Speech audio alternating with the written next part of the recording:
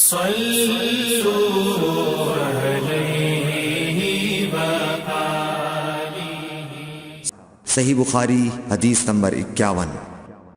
ہرقل شاہ روم نے ابو سفیان سے کہا، میں نے تم سے پوچھا تھا کہ اس رسول کے ماننے والے بڑھ رہے ہیں یا گھٹ رہے ہیں؟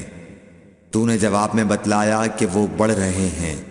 ٹھیک ہے، ایمان کا یہی حال رہتا ہے یہاں تک کہ وہ پورا ہو جائے۔ اور میں نے تجھ سے پوچھا تھا کہ کوئی اس کے دین میں آ کر پھر اس کو برا جان کر پھر جاتا ہے؟ تو نے کہا نہیں۔ اور ایمان کا یہی حال ہے، جب اس کی خوشی دل میں سما جاتی ہے تو پھر اس کو کوئی برا نہیں سمجھ سکتا۔ صحیح بخاری حدیث نمبر 52۔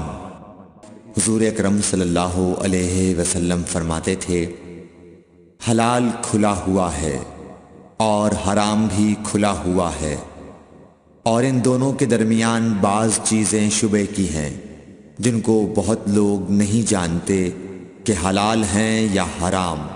پھر جو کوئی شبے کی چیزوں سے بھی بچ گیا اس نے اپنے دین اور عزت کو بچا لیا، اور جو کوئی ان شبے کی چیزوں میں پڑ گیا اس کی مثال اس چرواہے کی ہے جو شاہی محفوظ چراگاہ کے آس پاس اپنے جانوروں کو چرائے۔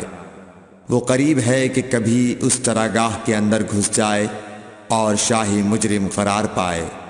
سن لو، ہر بادشاہ کی ایک چراگاہ ہوتی ہے، اللہ کی چراگاہ اس کی زمین پر حرام چیزیں ہیں، پس ان سے بچو۔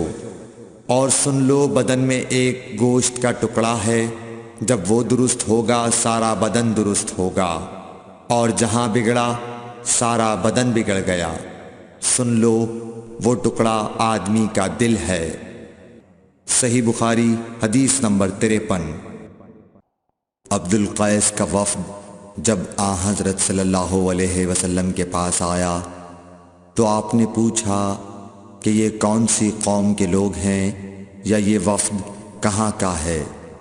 انہوں نے کہا کہ ربیعہ خاندان کے لوگ ہیں۔ آپ صلی اللہ علیہ وسلم نے فرمایا، مرحبا اس قوم کو یا اس وفد کو، نہ ذلیل ہونے والے نہ شرمندہ ہونے والے، یعنی ان کا آنا بہت خوب ہے۔ وہ کہنے لگے، اے اللہ کے رسول صلی اللہ علیہ وسلم، ہم آپ کی خدمت میں صرف ان حرمت والے مہینوں میں آ سکتے ہیں، کیونکہ ہمارے اور آپ کے درمیان مضر کے کافروں کا قبیلہ آباد ہے۔ پس آپ ہم کو ایک ایسی قطعی بات بتلا دیجئے جس کی خبر ہم اپنے پچھلے لوگوں کو بھی کر دیں جو یہاں نہیں آئے، اور اس پر عمل درآمد کر کے ہم جنت میں داخل ہو جائیں۔ اور انہوں نے آپ سے اپنے برتنوں کے بارے میں بھی پوچھا۔ آپ صلی اللہ علیہ وسلم نے ان کو 4 باتوں کا حکم اور 4 قسم کے برتنوں کو استعمال میں لانے سے منع فرمایا۔ ان کو حکم دیا کہ ایک اکیلے خدا پر ایمان لاؤ۔ پھر آپ صلی اللہ علیہ وسلم نے پوچھا کہ جانتے ہو ایک اکیلے اللہ پر ایمان لانے کا مطلب کیا ہے؟ انہوں نے کہا کہ اللہ اور اس کے رسول ہی کو معلوم ہے۔ آپ نے فرمایا کہ اس بات کی گواہی دینا کہ اللہ کے سوا کوئی معبود نہیں، اور یہ حضرت محمد صلی اللہ علیہ وسلم اس کے سچے رسول ہیں، اور نماز قائم کرنا اور زکوٰۃ ادا کرنا اور رمضان کے روزے رکھنا، اور مال غنیمت سے جو ملے اس کا 5واں حصہ مسلمانوں کے بیت المال میں داخل کرنا۔ اور 4 برتنوں کے استعمال سے آپ صلی اللہ علیہ وسلم نے ان کو منع فرمایا، سبز لاکھی مرتبان سے، اور کدو کے بنائے ہوئے برتن سے، لکڑی کے کھودے ہوئے برتن سے، اور روغنی برتن سے، اور فرمایا کہ ان باتوں کو حفظ کر لو اور ان لوگوں کو بھی بتلا دینا جو تم سے پیچھے ہیں اور یہاں نہیں آئے ہیں۔ صحیح بخاری حدیث نمبر 54۔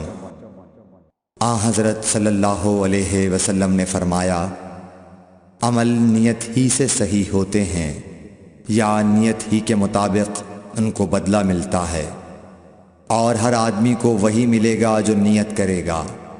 پس جو کوئی اللہ اور اس کے رسول کی رضا کے لیے ہجرت کرے اور اس کی ہجرت اللہ اور اس کے رسول کی طرف ہوگی، اور جو کوئی دنیا کمانے کے لیے یا کسی عورت سے شادی کرنے کے لیے ہجرت کرے گا تو اس کی ہجرت انہی کاموں کے لیے ہوگی۔ صحیح بخاری حدیث نمبر 55۔ حضرت صلی اللہ علیہ وسلم نے فرمایا، جب آدمی ثواب کی نیت سے اپنے اہل و عیال پر خرچ کرے پس وہ بھی اس کے لیے صدقہ ہے۔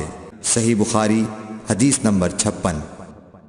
حضرت صلی اللہ علیہ وسلم نے فرمایا، بے شک تو جو کچھ خرچ کرے اور اس سے تیری نیت اللہ کی رضا حاصل کرنی ہو تو تجھ کو اس کا ثواب ملے گا، یہاں تک کہ اس پر بھی جو تو اپنی بیوی کے منہ میں ڈالے۔ صحیح بخاری حدیث نمبر 57۔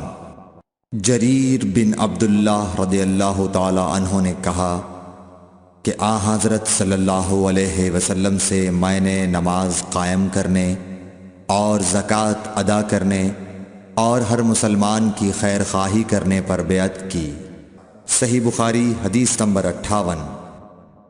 جس دن مغیرہ بن شعبہ حاکم کوفہ کا انتقال ہوا تو جریر بن عبداللہ رضی اللہ تعالی عنہ خطبے کے لیے کھڑے ہوئے اور اللہ کی تعریف اور خوبی بیان کی اور کہا، تم کو اکیلے اللہ کا ڈر رکھنا چاہیے، اس کا کوئی شریک نہیں، اور تحمل اور اطمینان سے رہنا چاہیے اس وقت تک کہ کوئی دوسرا حاکم تمہارے اوپر آئے، اور وہ ابھی آنے والا ہے۔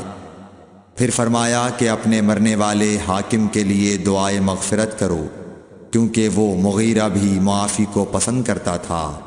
پھر کہا کہ اس کے بعد تم کو معلوم ہونا چاہیے کہ میں ایک دفعہ حضرت صلی اللہ علیہ وسلم کے پاس آیا اور میں نے عرض کیا کہ میں آپ سے اسلام پر بیعت کرتا ہوں۔ آپ نے مجھ سے ہر مسلمان کی خیر خواہی کے لیے شرط کی، پس میں نے اس شرط پر آپ سے بیعت کر لی۔ پس اس مسجد کے رب کی قسم کہ میں تمہارا خیر خواہ ہوں۔ پھر استغفار کیا اور ممبر سے اتر آئے۔ صحیح بخاری حدیث نمبر 59۔ ایک بار حضرت صلی اللہ علیہ وسلم لوگوں میں بیٹھے ہوئے ان سے باتیں کر رہے تھے، اتنے میں ایک دیہاتی آپ کے پاس آیا اور پوچھنے لگا کہ قیامت کب آئے گی۔ آپ صلی اللہ علیہ وسلم اپنی گفتگو میں مصروف رہے۔ بعض لوگ جو مجلس میں تھے کہنے لگے، آپ صلی اللہ علیہ وسلم نے دیہاتی کی بات سنی لیکن پسند نہیں کی، اور بعض کہنے لگے کہ نہیں بلکہ آپ نے اس کی بات سنی ہی نہیں۔ جب آپ اپنی باتیں پوری کر چکے تو میں سمجھتا ہوں کہ آپ صلی اللہ علیہ وسلم نے یوں فرمایا، وہ قیامت کے بارے میں پوچھنے والا کہاں گیا؟ اس دیہاتی نے کہا، حضور میں موجود ہوں۔ آپ نے فرمایا کہ جب امانت ایمانداری دنیا سے اٹھ جائے تو قیامت قائم ہونے کا انتظار کر۔ اس نے کہا، ایمانداری اٹھنے کا کیا مطلب ہے؟ آپ صلی اللہ علیہ وسلم نے فرمایا کہ جب حکومت کے کاروبار نالائق لوگوں کو سونپ دیے جائیں تو قیامت کا انتظار کر۔ صحیح بخاری حدیث نمبر 60۔ عبداللہ بن عمرو نے کہا کہ ایک سفر میں جو ہم نے کیا تھا حضرت صلی اللہ علیہ وسلم ہم سے پیچھے رہ گئے، اور آپ صلی اللہ علیہ وسلم ہم سے اس وقت ملے جب عصر کی نماز کا وقت آن پہنچا تھا۔ ہم جلدی جلدی وضو کر رہے تھے، پس پاؤں کو خوب دھونے کے بدل ہم یوں ہی سا دھو رہے تھے۔ یہ حال دیکھ کر آپ صلی اللہ علیہ وسلم نے بلند آواز سے پکارا، دیکھو ایڑیوں کی خرابی دوزخ سے ہونے والی ہے۔ 2 یا 3 بار آپ صلی اللہ علیہ وسلم نے یوں ہی بلند آواز سے فرمایا۔ صحیح بخاری حدیث number 60۔ Thanks for watching. Don't forget to like, comment, share and subscribe to